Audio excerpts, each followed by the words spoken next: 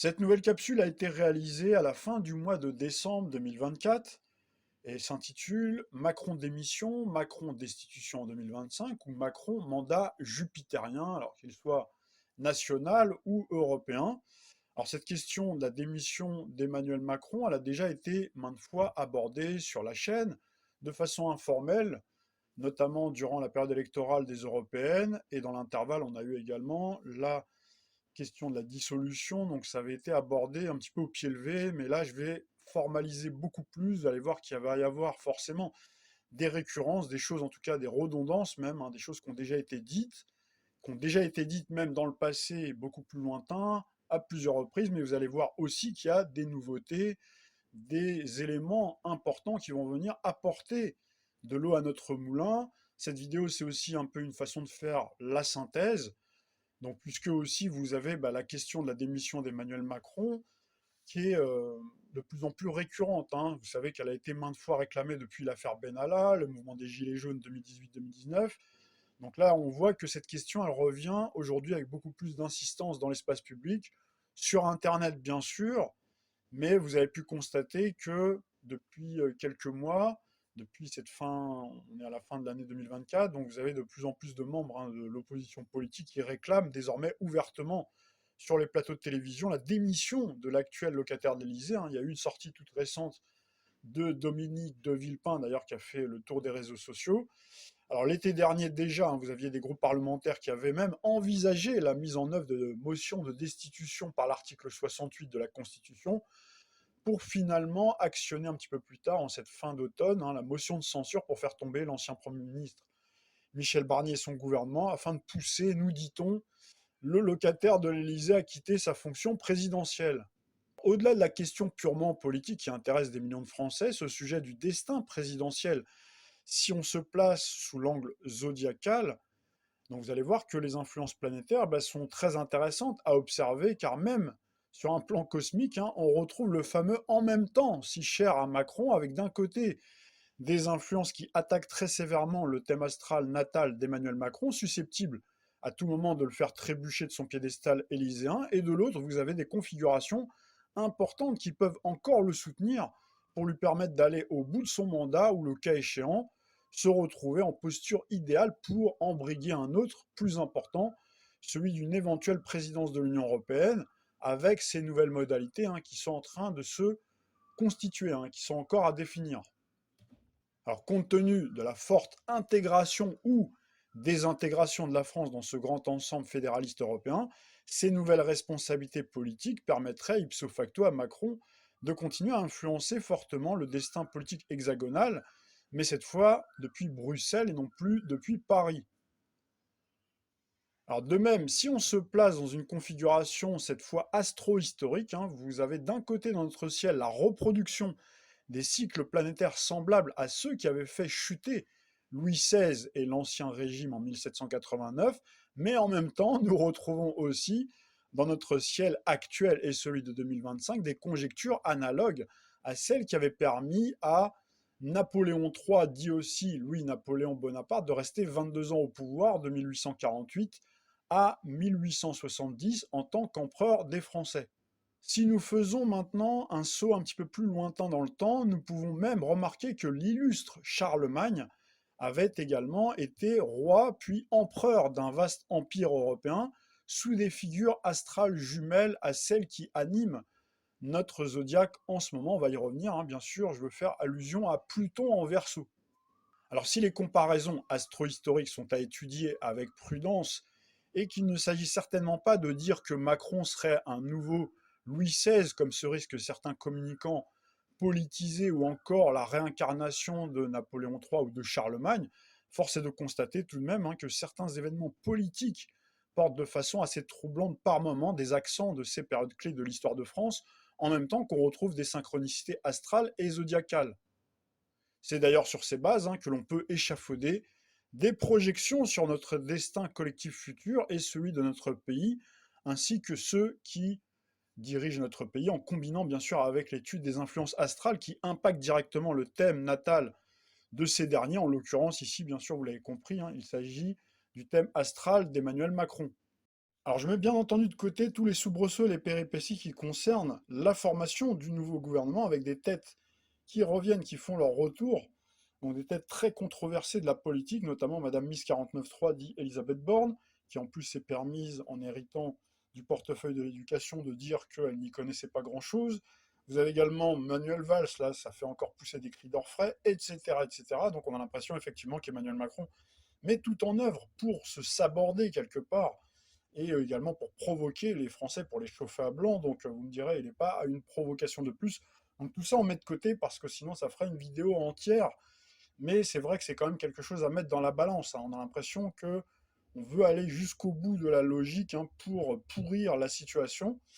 Et donc, avant de décrypter à la loupe les conjectures astrales du thème de Macron pour y déceler les indices d'une éventuelle démission, destitution ou un autre scénario politique futur, hein, il me paraît quand même important de rappeler que les deux seules fois dans l'histoire de la Ve République où la présidence a été vacante, ce fut sous le mandat présidentiel de Charles de Gaulle le 28 avril 1969 à 0h10 tapante, où depuis Colombey les deux églises, le général annonçait aux Français qu'il quittait l'Élysée suite à un désaveu de sa politique.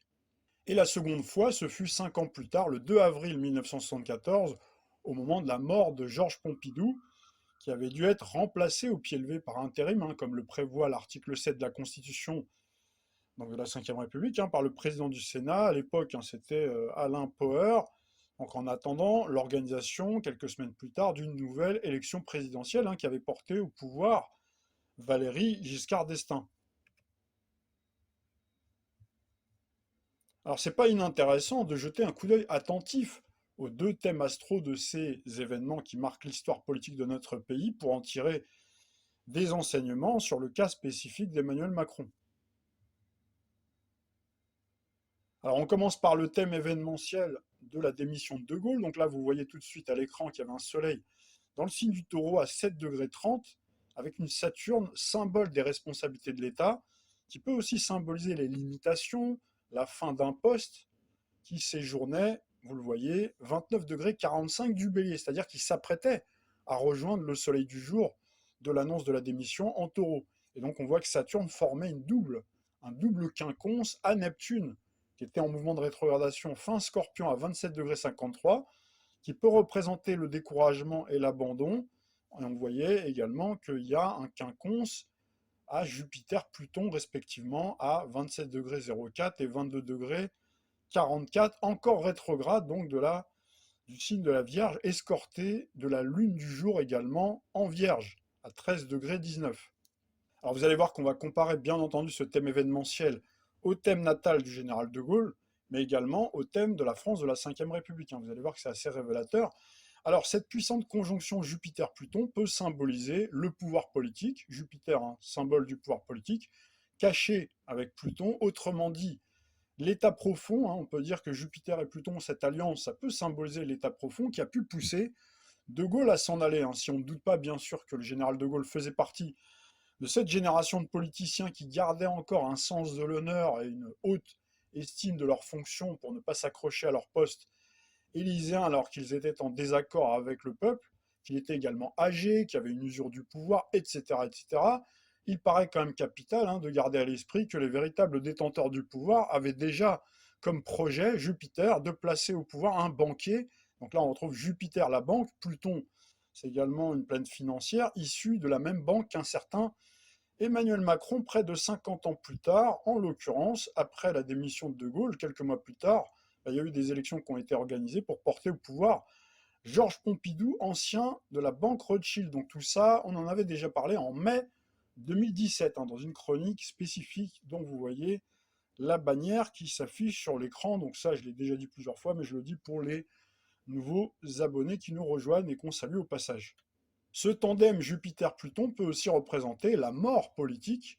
Donc la mort, Pluton, et Jupiter, c'est la politique de De Gaulle, mais aussi l'emprise plus importante du pouvoir de la finance sur la politique, c'est-à-dire la mort en fait de la politique, hein, dans une certaine mesure, et puisqu'il y avait en fait ce coup d'État supplémentaire, hein, du monde de la finance, donc Jupiter-Pluton, escorté, vous le voyez, d'Uranus, hein, symbole des renversements de gouvernement, des coups de théâtre, des revirements de situation, au tout début du signe de la balance. Donc on voit qu'il était également en mouvement de rétrogradation à 0,33 rétrograde du signe de la balance, qui n'est autre que le signe de la France de la Ve République. C'est le signe de l'harmonie, c'est le signe de l'équilibre, c'est le signe de la justice, c'est également le signe de l'équilibre des comptes publics. On en a déjà parlé dans le passé quand on a produit des chroniques financières. Donc là, vous avez remarqué, ensuite, quelques années plus tard, à partir du moment où on a eu Monsieur Valéry Giscard d'Estaing au pouvoir, en 1974, donc vous avez remarqué que les comptes publics n'étaient plus en équilibre depuis cette date. Est-ce que c'est un hasard? Alors le soleil en taureau du thème événementiel de la démission de De Gaulle symbolise le monarque républicain, et on voit que ce soleil formait des disharmonies simultanées à ce trio Jupiter, Pluton et Uranus, Vierge, Balance. Sachant que Vénus, premier maître du taureau, séjournait à 10,34 degrés rétrograde du signe du bélier, et Mars, premier maître du bélier, transitait à 16,46 degrés, encore rétrograde du Sagittaire. Et on voit également que Mercure, symbole de la communication, c'est-à-dire de l'annonce de la démission, était à 26,05 degrés du taureau, en opposition à Neptune céleste en scorpion. Alors la première chose qu'on peut dire, c'est qu'on retrouvait ce jour de l'annonce de la démission de De Gaulle plusieurs astres en fin ou début de signe. Vous avez remarqué qu'à chaque fois, il y a toujours cette fin ou début. Uranus, début de la balance, Saturne, fin bélier, 29,45 degrés. Donc vous voyez que à quelques centièmes de degré, Saturne transitait le taureau. Neptune, pareil, en fin scorpion. Jupiter également à la fin du signe de la Vierge. On peut également englober Pluton. Et Mercure également à la fin du signe du taureau. Et vous aviez également 6 planètes rétrogrades et une multitude de disharmonies, ainsi que la reformation dans le zodiaque de conjectures clés qui font écho au thème du général de Gaulle sur différents terrains de fragilité qu'on va voir dans quelques instants en natal, ainsi qu'au thème de la France de la Ve République de 1958. En l'occurrence, on retrouvait les cycles Jupiter-Neptune, Vierge-Scorpion, par le sextile, donc doublé d'une conjonction Jupiter-Pluton en Vierge.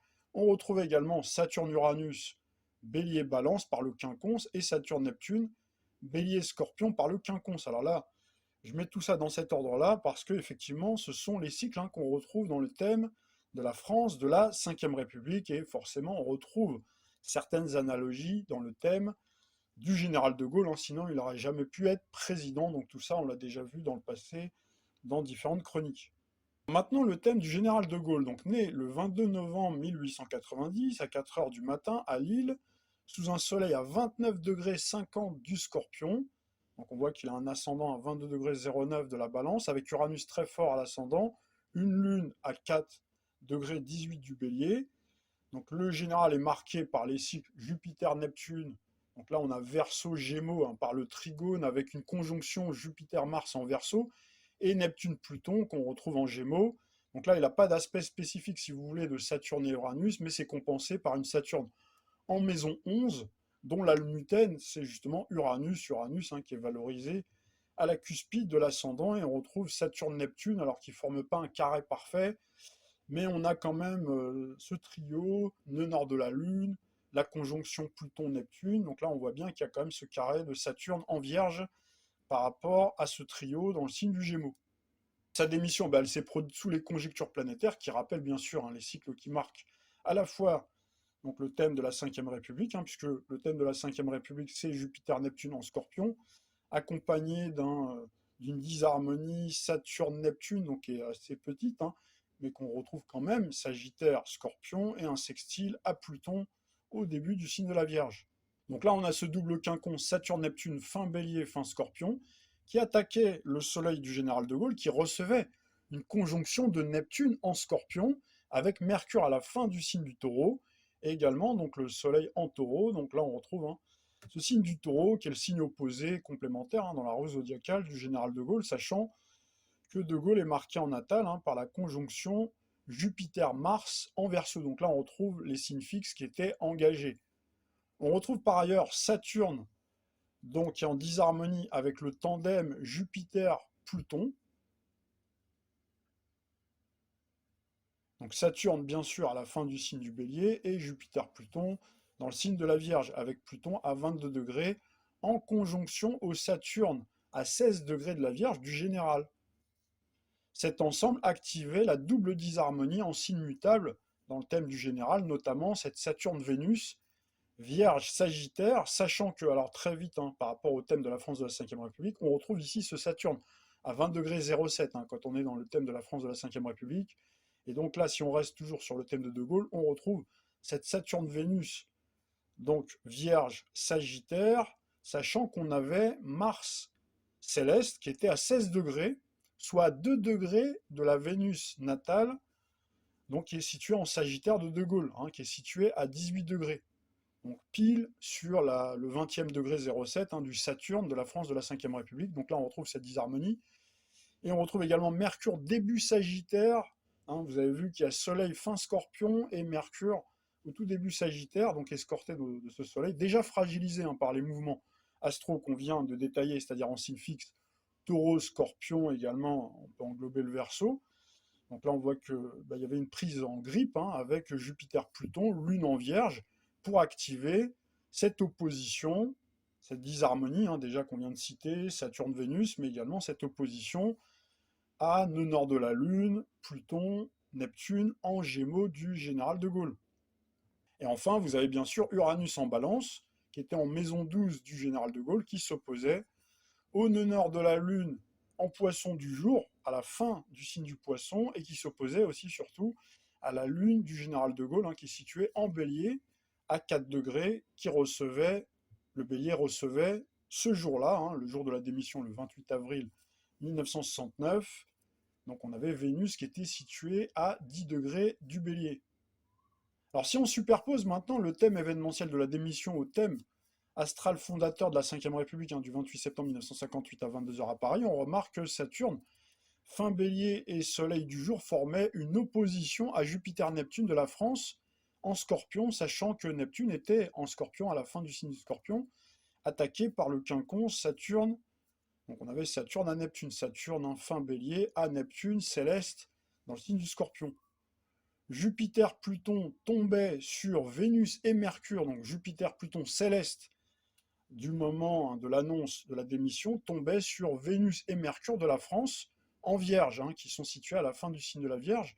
Donc là, il faut savoir que Vénus, c'est le maître de la balance, donc c'est le maître du signe zodiacal, hein, du thème fondateur de la Ve République, et Mercure, c'est le maître de l'ascendant Gémeaux. Donc là, c'est quand même très important. Vous voyez, qu'on retrouve, hein, Jupiter, Pluton, et même la Lune du jour dans le signe de la Vierge, pile en plus sur la Pluton natale du thème fondateur de la Ve République.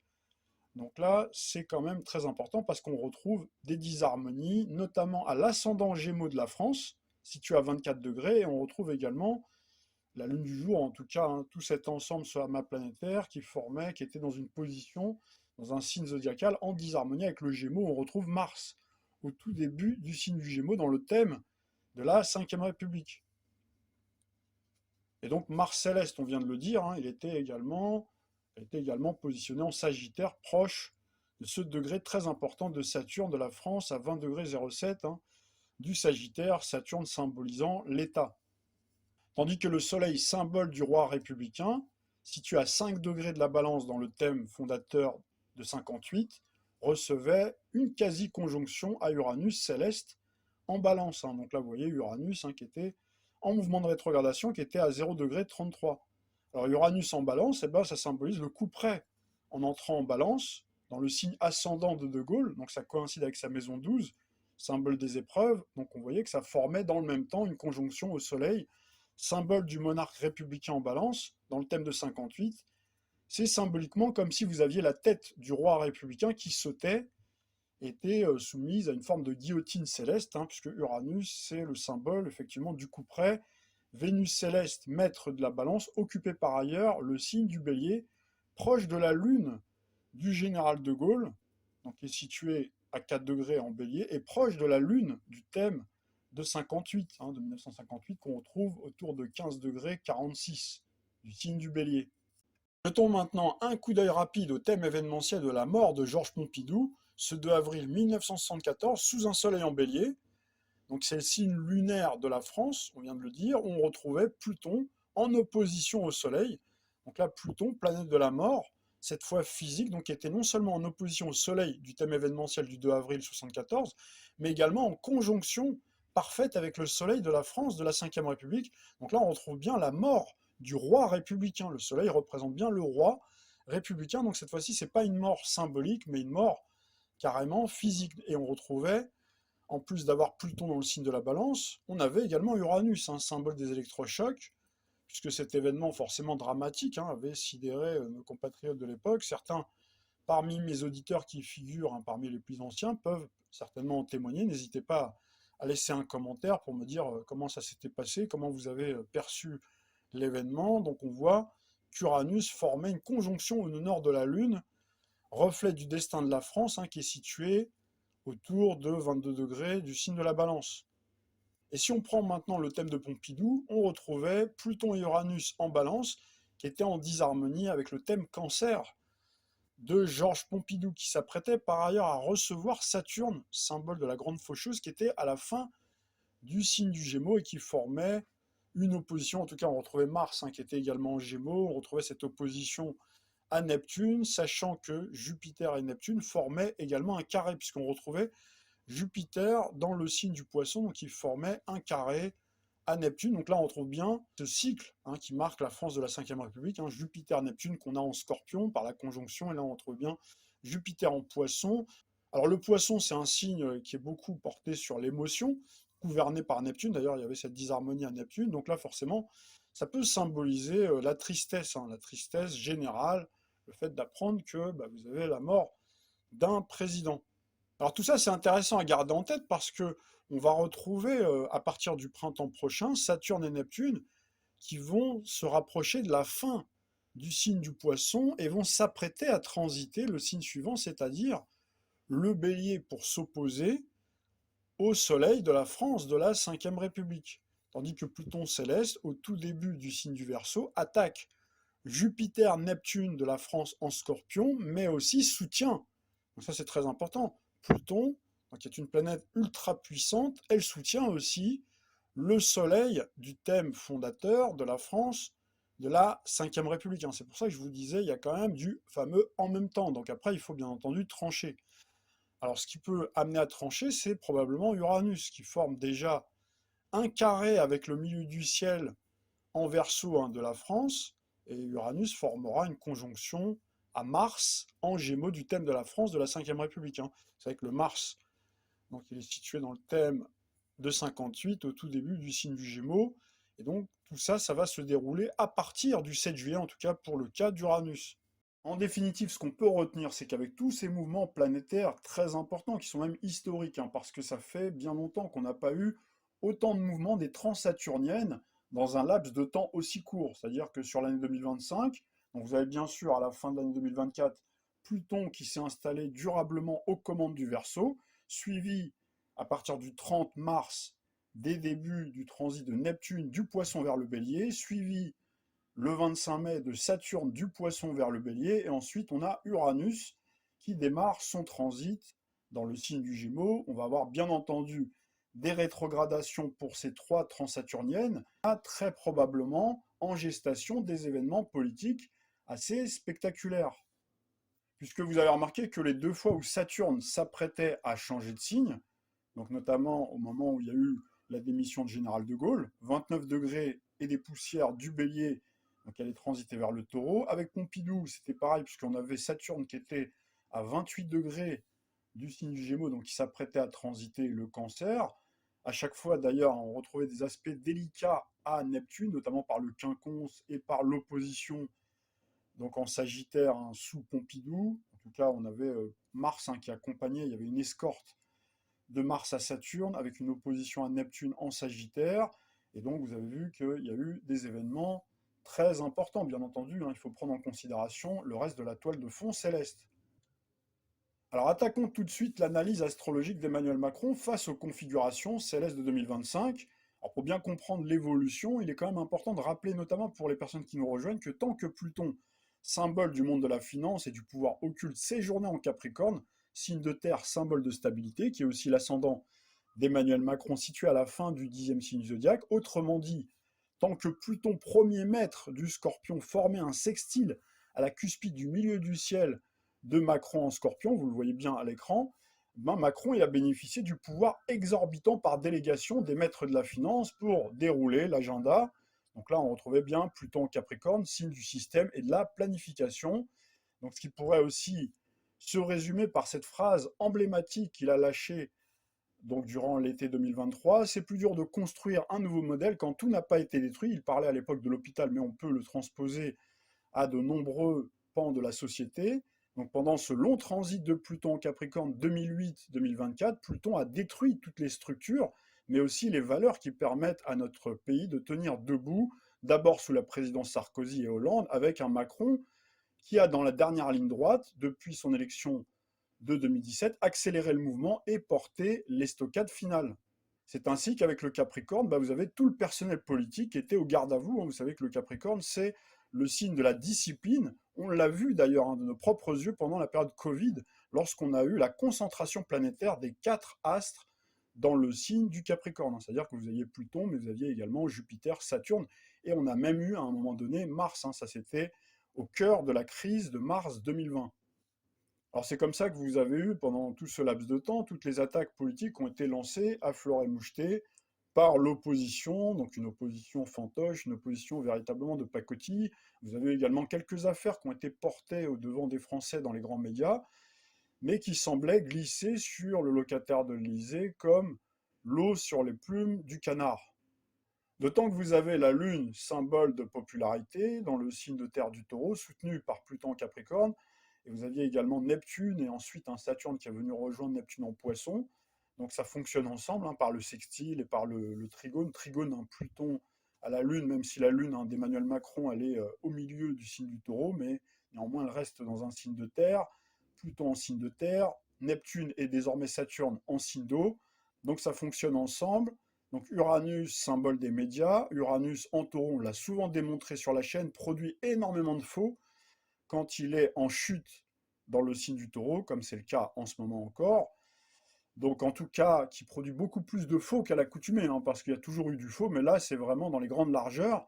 Donc c'est comme ça que la popularité de Macron auprès des Français a été depuis le début largement surfaite par l'influence d'Uranus, donc qui produit ce biais de perception. C'est un peu comme si vous aviez un restaurateur, symbolisé par le taureau d'ailleurs, qui est le signe de l'alimentation et par extension de la restauration, comme si vous aviez un restaurateur qui démarre, qui n'a pas de clients et qui met devant la vitrine des faux clients, qui peuvent être tirés de ses amis, de sa famille, afin d'attirer les premiers clients. Parce que c'est bien connu que devant la vitrine, il faut qu'il y ait du monde. Sinon, les gens ne viennent pas, ne rentrent pas dans le restaurant.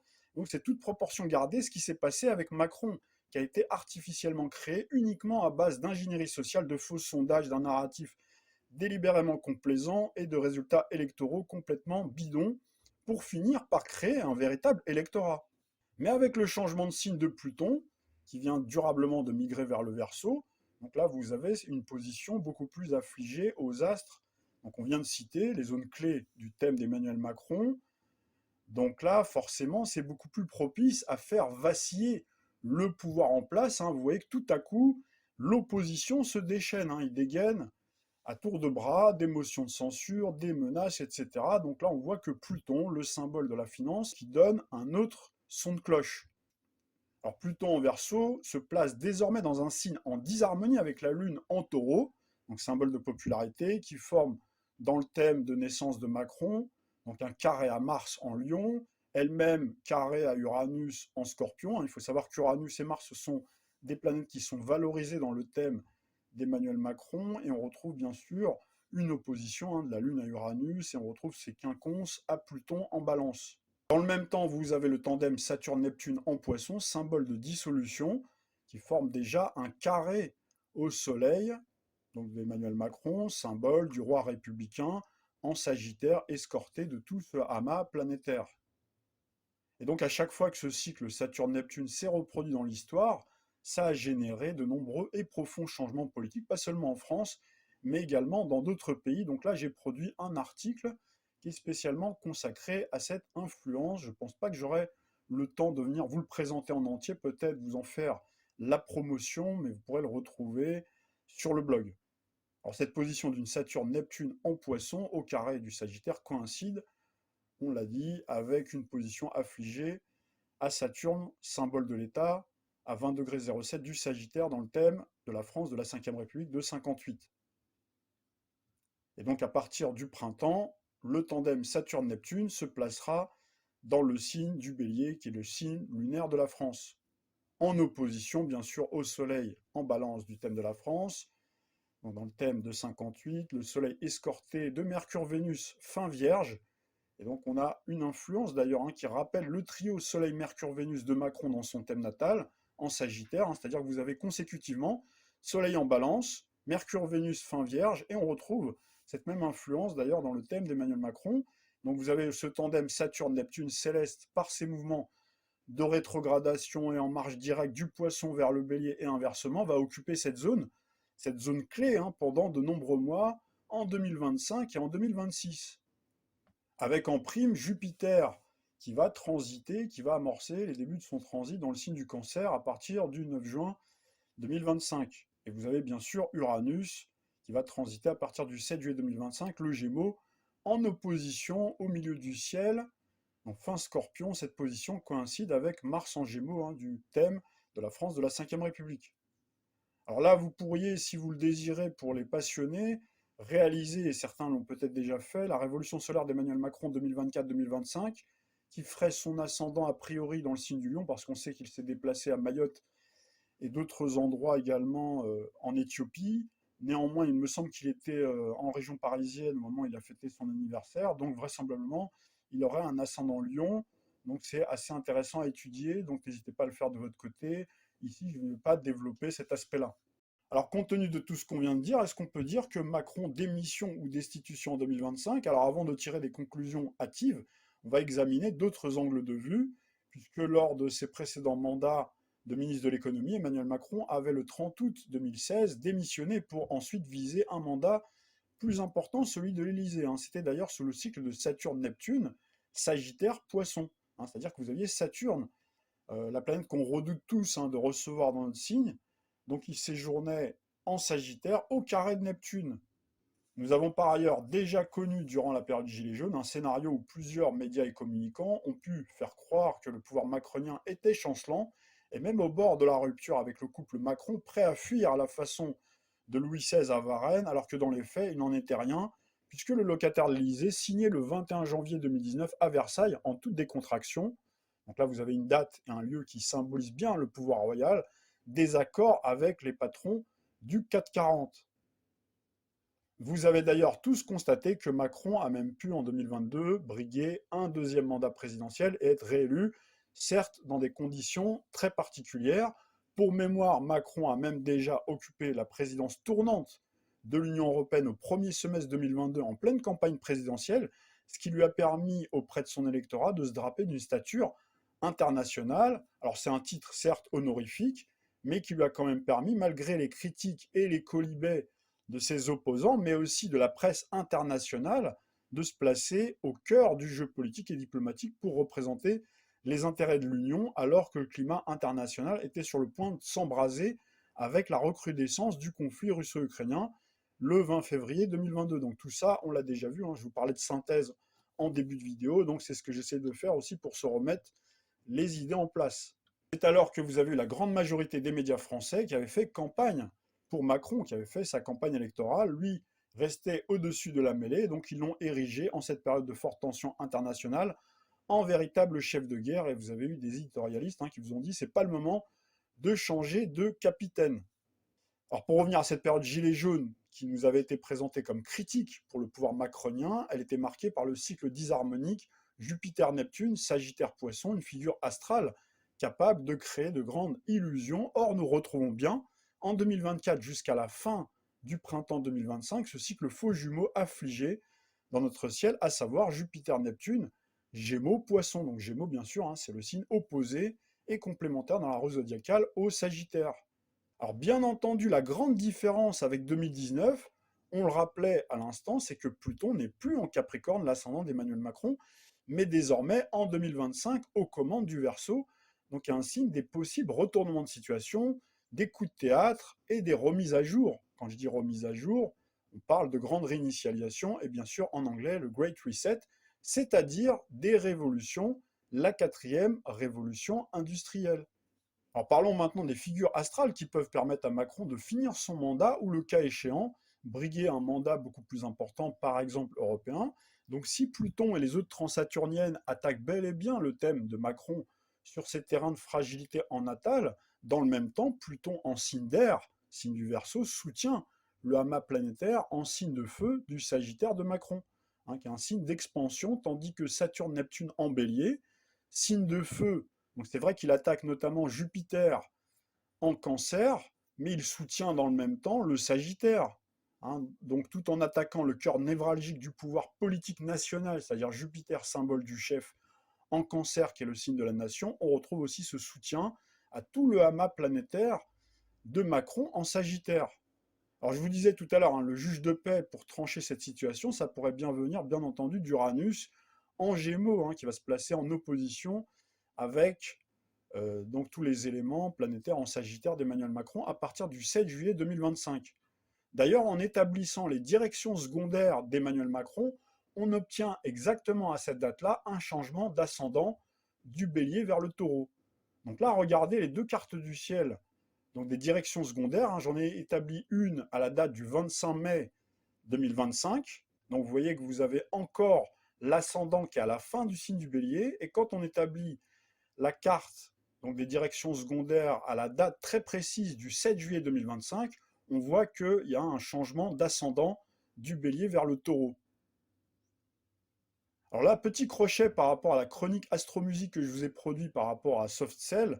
Donc vous vous souvenez que je vous avais donné la date du 7 juillet 1981 pour la sortie de ce tube planétaire. Donc j'ai lourdement insisté sur cette question-là. Hein. J'ai même un petit peu débordé pour opérer cette transition. Je vous ai parlé d'actualité en même temps que je vous parlais de musique. C'était délibéré, hein. C'était en préparation justement de cette vidéo, donc pour vous montrer qu'il y a une symbolique, hein, du 7 juillet 2025. D'ailleurs, on retrouve du 777, hein, 7 juillet, et 25, si on fait la réduction, on retrouve du 7. Donc là, vous savez que c'est un chiffre, hein, très important si on se réfère à des personnes comme Madame Lagarde. Alors le bélier, c'est bien sûr un signe de conquête du pouvoir. Le taureau pourrait au contraire être caractérisé comme un signe jouisseur, réputé pour sa gestion, sa stabilité et son enracinement. Ce signe est en revanche en disharmonie avec le thème Verseau progressé d'Emmanuel Macron. Donc là, il faudra voir ce qui peut se passer, mais cette configuration pourrait-elle confirmer donc la chute d'Emmanuel Macron, ou au contraire, vous pourriez avoir des événements politiques qui renverraient cette question politique purement hexagonale du départ de Macron comme quelque chose finalement d'assez secondaire, puisque le Verseau, c'est un signe universel, tandis que le taureau, c'est le signe des traditions et des territoires. Donc avec ce thème, avec un ascendant de taureau, donc ça pourrait signifier que l'on dépasse les territoires traditionnels de la France. Vous savez qu'il est question d'élargissement, hein, donc de cette Union européenne pour passer à une union fédérale, hein, en fait, hein, c'est-à-dire les États-Unis d'Europe. Et vous savez également qu'à n'importe quel moment, une crise ou plusieurs crises d'ampleur internationale peuvent éclater, guerre, crise écoclimatique, crise sanitaire, accident ou catastrophes industrielles type par exemple nucléaire, on peut avoir des tempêtes solaires, j'aurai peut-être l'occasion d'en parler sur le blog. Donc là, tous ces événements-là, ils peuvent venir à la rescousse, hein, de Macron pour le replacer au centre de l'échiquier politique, en chef de guerre, voire en sauveur. L'article 16 peut également conférer les pleins pouvoirs à Emmanuel Macron. C'est une arme institutionnelle redoutable, hein, de dernier recours, dont il peut, en cas de crise, faire usage. Donc là, le locataire d'Élysée avait d'ailleurs évoqué cette éventualité juste après la dissolution du 9 juin 2024. Macron a par ailleurs encore dans sa manche la possibilité de nommer, après l'éventuel départ de François Bayrou ou user d'autres chefs de gouvernement, donc il peut nommer un Premier ministre de l'opposition, RN ou LFI ou NFP, pour finir tranquillement son mandat jusqu'en 2027 à la façon de Jacques Chirac en 1997. En 1997, Saturne séjournait en bélier lorsque Lionel Jospin a été nommé à Matignon le 3 juin 1997. On a eu ces élections suite à la dissolution, c'est la gauche plurielle qui avait gagné. Et donc il y avait une cohabitation qui s'était installée après cette dissolution du 21 avril 1997, année 8, si on fait la réduction. Et nous avons bien eu la dissolution du 9 juin 2024, année 8, et François Mitterrand avait également dissous l'Assemblée nationale en 1988, année 8, et faisait un deuxième mandat. 1988, 1995. Donc là, vous avez deux présidents, deux anciens présidents qui ont à chaque fois fait des mandats quasi jupitériens, puisqu'ils ont fait deux mandats, notamment Mitterrand, il a quand même fait 14 ans au pouvoir. Là, comme nous allons avoir Saturne et Neptune en bélier en 2025, donc forcément, hein, il faut se méfier, il faut également regarder du côté de l'OMS, du côté de toutes ces organisations internationales, hein, puisque vous savez qu'il y a eu différents accords, hein, qui ont été passés, notamment concernant le pass vaccinal mondial, etc. Donc là, il faut voir également, hein, tout ce que nous avons dit dans le passé, tout ça, il faut le remettre dans la balance, hein, parce qu'ils ont déjà tissé leur toile, ils ont déjà préparé le terrain. Alors le bélier, c'est aussi le signe de Brigitte Macron. Cette influence combinée de Saturne-Neptune en bélier peut mettre en difficulté son conjoint, notamment sur le plan santé. Est-ce que Macron pourrait partir pour des raisons de convenance personnelle graves? Macron peut également se placer, bien entendu, donc on l'a dit tout à l'heure, hein, dans une position stratégique, c'est-à-dire démissionner de l'Élysée pour ensuite se représenter à la présidence de l'Union européenne et devenir par la même occasion une forme d'empereur jupitérien de cette fédération de l'Union européenne et donc continuer à gouverner ipso facto la France en même temps que mener la politique, hein, d'influencer fortement la politique de nos voisins européens. On va tout de suite passer aux comparaisons astro-historiques, hein, du ciel de 2025 avec celui de la Révolution française de 1789 et celui de l'époque de Napoléon III, et on parlera également de Charlemagne.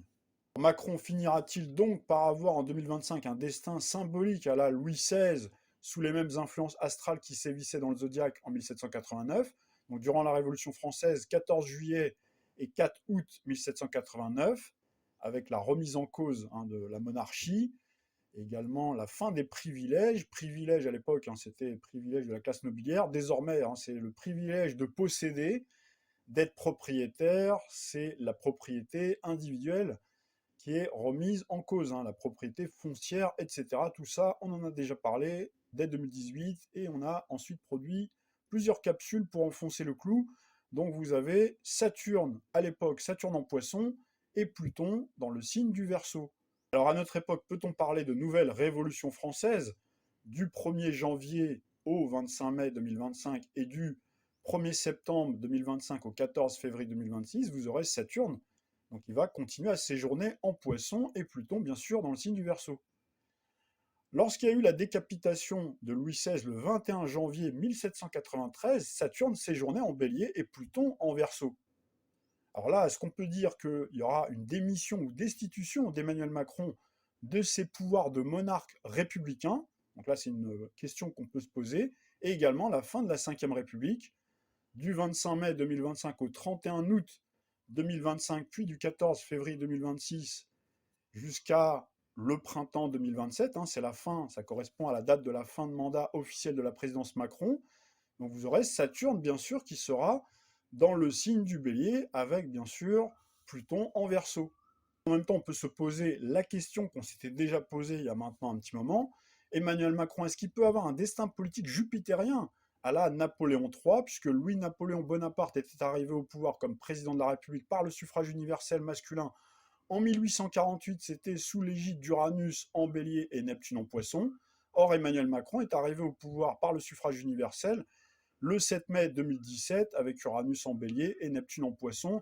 Mais là, vous allez voir qu'il y a plein de similitudes politiques et astrologiques. Donc là, il faut se référer à la capsule, hein, du mois de mai 2017. Hein. Là, je vais à l'essentiel. Ensuite, vous aviez Napoléon III qui avait organisé un coup d'État le 2 décembre 1851 pour devenir empereur des Français le 2 décembre 1852, et il a fait la guerre à la Russie. C'était sous l'égide d'Uranus en Taureau et Neptune en Poisson. Emmanuel Macron a été l'instrument d'un coup d'État permanent de la haute finance internationale, donc à sa façon il a fait un coup d'État, et bien sûr de l'Union européenne, afin de parachever le long travail de construction européenne et d'intégration de la France dans ce grand ensemble fédéraliste de l'Union européenne. Donc c'est le projet de la Grande Europe. Macron s'est plusieurs fois mis en scène dans l'espace diplomatique européen pour faire des déclarations belliqueuses en direction de la Russie. Donc cela place d'ailleurs la France en position de co-belligérance, notamment du fait, hein, que des milliards ont été distribués à l'Ukraine. Ce climat de terreur qui avait jeté l'effroi dans l'opinion publique avait été l'opportunité de faire passer des mesures d'économie de guerre. Et bien sûr, dans notre ciel, on retrouve bien Uranus en Taureau et Neptune en Poisson durant cette séquence. Je vous propose maintenant plusieurs parallèles historiques entre l'Union européenne, qui est une forme d'empire des temps modernes qui vassalise les traditionnels États-nations de notre vieux continent, avec un Macron qui ambitionnerait d'être le président jupitérien de cet ensemble, et quelques empires du passé qui ont dominé les contrées européennes. On va principalement parler de l'empire de Charlemagne et le traité d'Aix-la-Chapelle ratifié par Emmanuel Macron et Angela Merkel le 22 janvier 2019 sous un soleil en Verseau, mais aussi on va évoquer le vaste empire de Charles Quint qui avait atteint son apogée pendant la période de la Renaissance. Le nom Renaissance, ça vous est familier puisque c'est le nom d'un des mouvements politiques créés par Emmanuel Macron pendant les européennes de 2019. On en avait parlé d'ailleurs à l'époque. Commençons tout d'abord par la signature symbolique du traité d'Aix-la-Chapelle dans l'ancien fief de Charlemagne. Alors Charlemagne, il incarne pour les partisans de l'Union européenne l'idée d'unité européenne. C'est un idéal qui est bien entendu poursuivi dans l'Union européenne. Alors en choisissant Aix-la-Chapelle, les chefs d'État français et allemands semblent avoir voulu rappeler cette vision d'unité et de coopération qui transcende les rivalités nationales.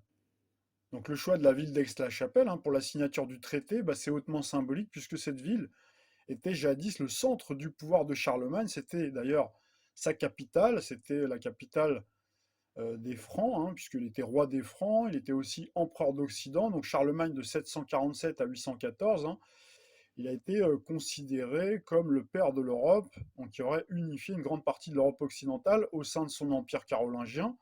Donc là, vous avez d'ailleurs une copie écran d'un article de Géo qui titrait Charlemagne, le père de l'Europe. C'est vrai que le grand Charlemagne, il est progressivement devenu maître de l'Europe. Charlemagne fonda d'ailleurs l'Empire d'Occident au sein duquel s'élaborèrent les nations françaises, allemandes et italiennes.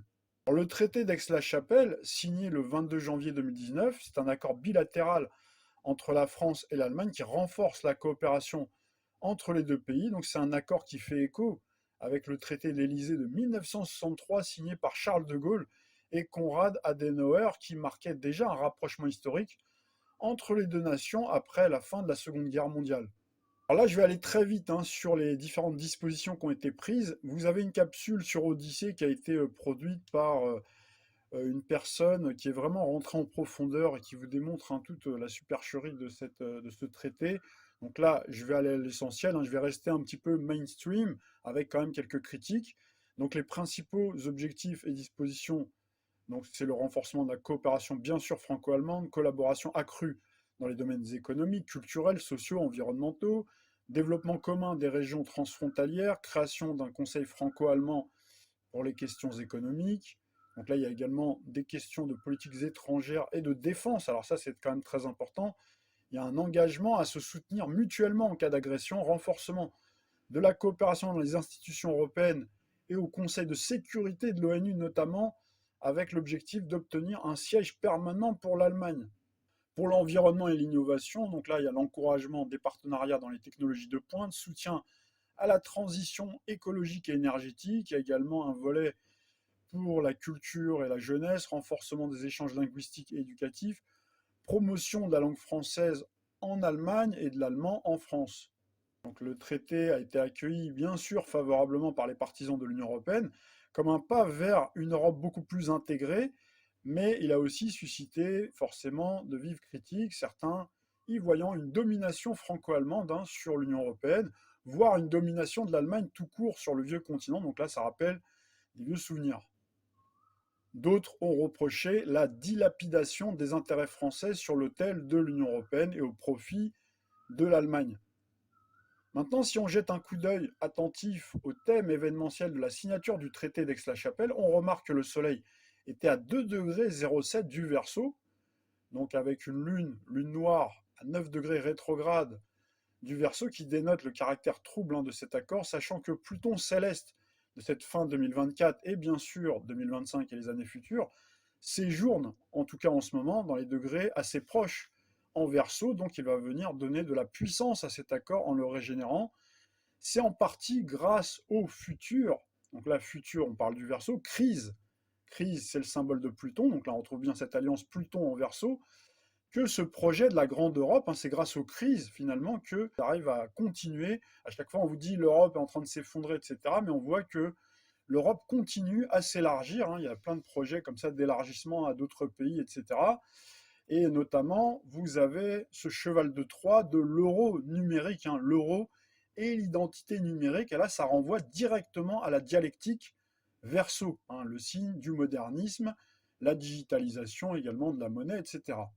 Alors cet accord, il a été ratifié sous l'influence conjuguée de Jupiter, planète d'élargissement et d'expansion dans son domicile à 16 degrés du Sagittaire, c'est le signe zodiacal de Macron, aux côtés de Vénus. On voit cette conjonction à 16 degrés, Jupiter-Vénus, symbole planétaire des signes zodiacaux de la France, mais aussi de l'Allemagne réunifiée. Vous avez le thème de l'Allemagne réunifiée qui est également un thème balance.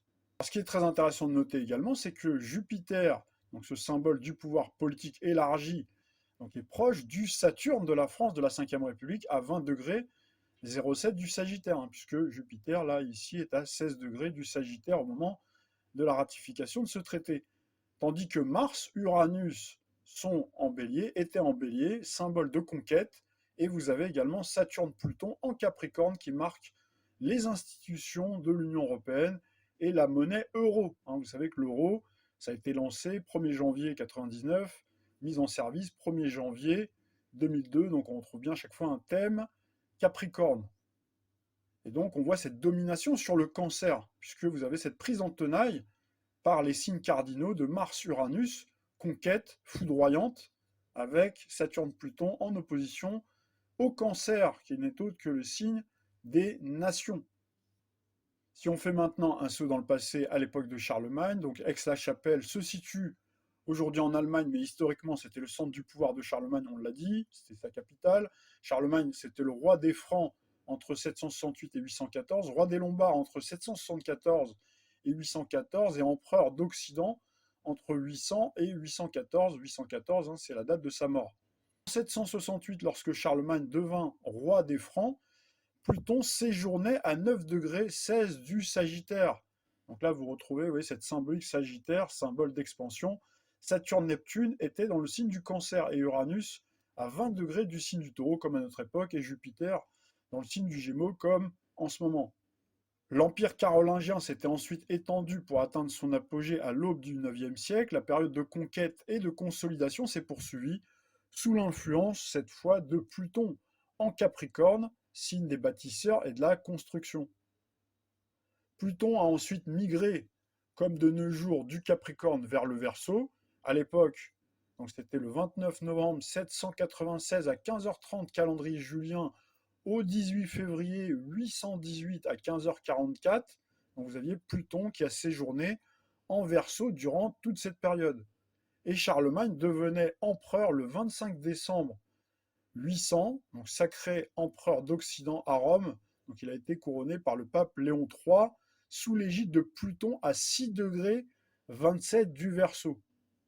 À la mort de Charlemagne le 28 janvier 814, Pluton séjournait à 24 degrés 33 du Verseau, donc plutôt vers la fin du 11e signe zodiaque. C'est un degré qui est assez proche de celui qu'on verra plusieurs siècles plus tard, à la fin de la monarchie, avec le roi Louis XVI guillotiné sous une Pluton à 22 degrés 28 du Verseau.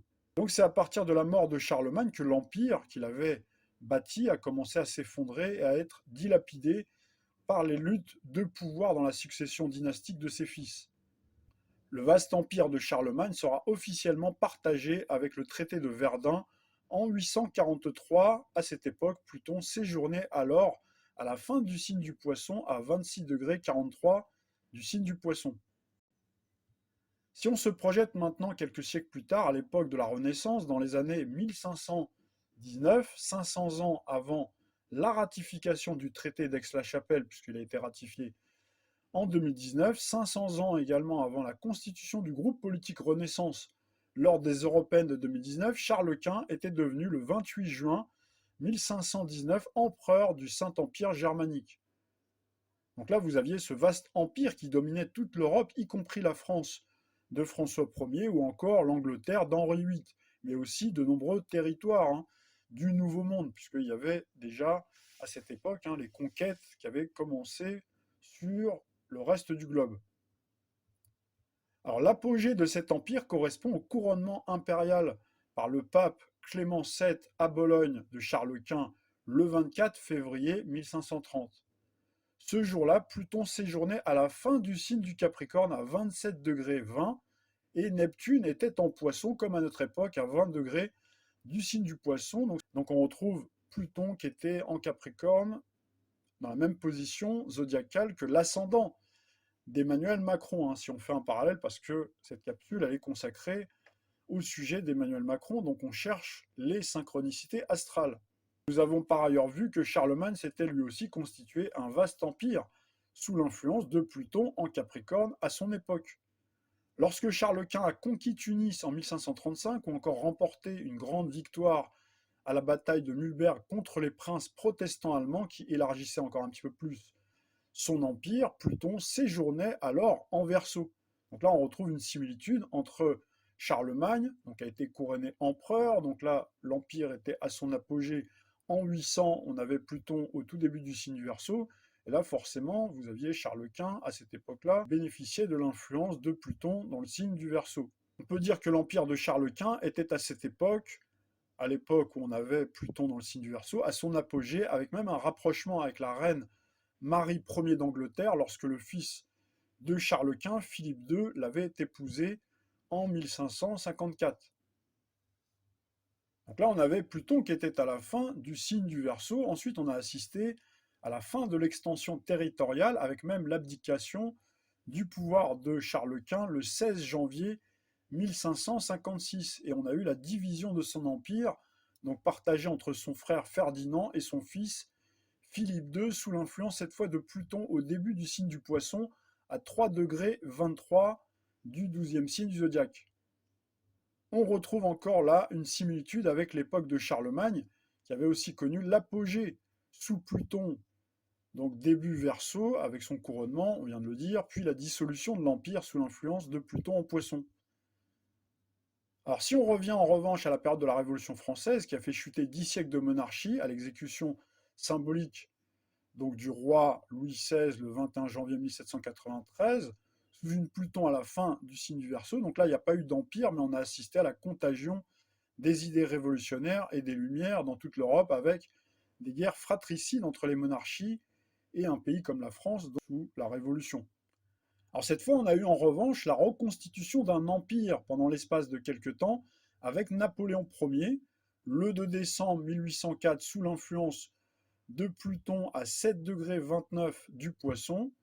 Donc là, il était couronné donc empereur, et donc vous aviez dans le passé Charlemagne, Charles Quint, sous Pluton au Poisson, on avait plutôt vu l'effondrement. Par contre, à la fin de l'Empire napoléonien, avec les défaites de Waterloo, on a bien eu sous l'influence de Pluton à 20 degrés du Poisson, dans les mêmes degrés que le traité de Verdun sous Charlemagne, donc on a bien eu ce démantèlement de l'Empire napoléonien, comme on a eu la séparation, la dissolution de l'Empire de Charlemagne.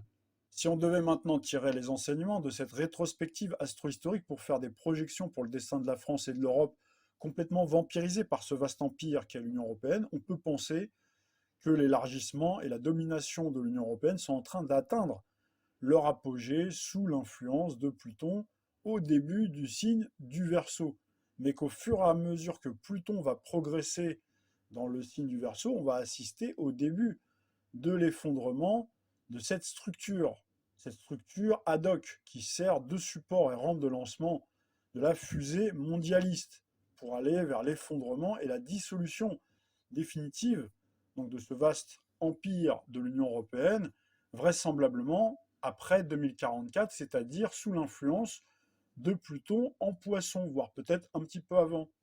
Donc on irait vers la gouvernance mondiale, vers la fin du cycle de Pluton dans le signe du Poisson, parce qu'il faut bien garder à l'esprit, c'est pour ça d'ailleurs que j'ai pris cette image, cette métaphore de la fusée. Donc vous avez ces structures, vous avez déjà vu des fusées qui décollent avec les structures qui se dérobent sous la fusée, et vous avez la fusée qui décolle. On peut imaginer que ces structures sont l'Union européenne, c'est-à-dire une zone tampon, une zone test, qui est là pour tester donc le mode de fonctionnement futur du gouvernement mondial. Et donc une fois que l'Union européenne va s'effondrer, donc ça va permettre le lancement donc de la fusée mondialiste, de façon en tout cas beaucoup plus officielle, parce que le gouvernement mondial existe déjà. de façon bien entendu officieuse. Quant au destin politique personnel d'Emmanuel Macron, parce qu'il faut bien répondre à la question initiale qui a été posée, va-t-il aller au bout de son mandat jusqu'en 2027 grâce à des crises internationales ou des événements géopolitiques ou grâce à des stratégies politiciennes? Va-t-il alors devenir, à la suite de son mandat présidentiel à l'issue de 2027, le premier président de l'Union européenne façon États-Unis d'Europe et donc devenir un empereur jupitérien, ou devra-t-il démissionner pour le devenir? Va-t-il démissionner pour des raisons stratégiques, comme le préconisait Jean-Pierre Raffarin, pour faire un troisième mandat présidentiel français, ou pour d'autres raisons beaucoup plus politiques, car il aura usé de nombreux ministres et que les Français seront tous dans la rue, vent debout, avec une convergence des luttes sociales pour faire partir le nouveau Louis XVI des temps modernes? Va-t-il carrément être destitué et jugé? Certains lui prévoient un destin tragique. L'oligarchie serait-elle prête à sacrifier un de ses éléments qu'elle avait pourtant porté au pouvoir et soutenu jusqu'à présent? C'est tout à fait possible, hein, car on l'a déjà vu dans notre histoire récente et plus ancienne. À moins que nous serions une fois de plus en train d'assister à une vaste mise en scène d'un Macron en position d'apparente faiblesse politique qui envisagerait même de demander pardon aux Français lors des traditionnels vœux élyséens, j'enregistre avant la Saint-Sylvestre, un Macron qui craindrait subitement d'être passé sur le grill médiatique et juridique sur des affaires pourtant connues depuis de nombreuses années, Alstom, McKinsey, Nestlé, le Covid, les biberons vaccinaux, etc. Bref, encore une mise en scène destinée à feindre la faiblesse et détourner l'attention des peuples pour leur donner l'illusion de la victoire l'espace de quelques temps, voire quelques années, pour faire avancer un peu plus tard les plans mondialistes, d'ailleurs avec ou sans Macron, car finalement, les candidats de cet acabit, ce n'est pas ce qui manque chez World Company. Dans cette nouvelle ère plutonienne du Verseau, signe de la liberté, de l'autonomie et de la synthèse, je vous laisse tirer vos propres conclusions et faire votre propre synthèse de tout ce que nous avons dit dans cette vidéo et dans les précédentes. Avec Pluton en Verseau, signe de la sophistication, de l'innovation et de l'originalité, on peut avoir un scénario inédit, amalgamant d'ailleurs plusieurs scénarios évoqués ou en produire un complètement nouveau, surprenant, surtout avec les potentialités de semi-scénarisation augmentée et le télescopage entre fiction, télé-réalité, science-fiction et réel politique, notamment avec l'intelligence artificielle, le deepfake, etc. Alors il faut également bien garder à l'esprit qu'Uranus, le maître du Verseau, va se trouver durant les prochaines années dans le signe de la comédie, le Gémeaux. Donc là, il faut se préparer à des volte-face mémorables, des volte-face d'ailleurs que nous avions vus lors du précédent transit. À la fin de la Seconde Guerre mondiale, on avait eu les fameux tribunaux. Je ne cite pas le nom, mais vous voyez à quoi je fais allusion. Ça nous a fait croire beaucoup de choses. On a déjà produit des vidéos qui viennent complètement balayer ce narratif mensonger. Et là, il faut s'attendre également à des demi-vérités. Donc là, on retrouve bien le signe double du Gémeaux. En attendant toutes ces péripéties que je n'aurai probablement plus le plaisir de commenter, je vous souhaite dès à présent une lumineuse année 2025 à tous, et je vous retrouve pour les fans de voyance, de cartomancie, mais aussi de musique et d'artistique, pour d'autres chroniques. Quoi qu'il en soit, je vous dis à très bientôt pour de nouvelles aventures.